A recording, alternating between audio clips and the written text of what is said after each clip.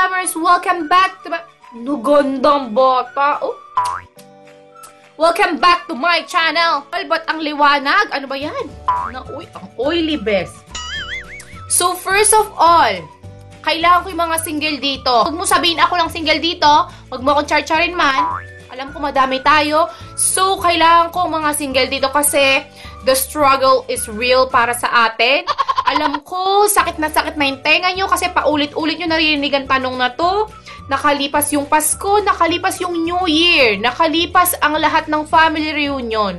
Alam ko, paulit-ulit nyong naririnig to. So, itatry nating solve together. Nandito na naman ako para mag-advise sa inyo. Nai-apply ko rin naman sarili ko. Gandang bata. O, tingnan mo ganda. O, ganda. Ganda talaga. So, ano ba tayo? Basta, ang video na to ipapakita ko sa inyo ang iba't ibang uri ng tao. Kapag naririnig nila ang mahiwagang tanong na, may boyfriend ka na ba? May boyfriend ka na ba? So, without further ado, let's get right into the video. Number 1, ang pilosopo. Aba, apo, may boyfriend ka na ba? Aba, lola, wait lang ho I-check ko lang ho sa bulsa kung may pinatago ho ba kayo. Number 2, yung kaibigan mong mahilig mag-change topic. Girl, may boyfriend ka na ba?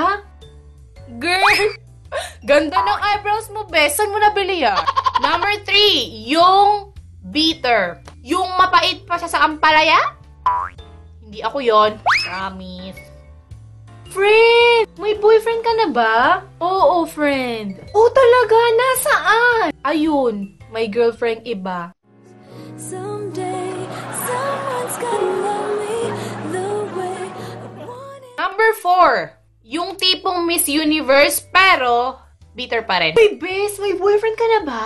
Thank you for that wonderful question. But, next question please. At ang pinakahuli, number 5, K-drama bes. Yung nilamon na naman siya ng K-drama. Kira, may boyfriend ka na ba? Yeah! Umotching siya. Otoki ang puya!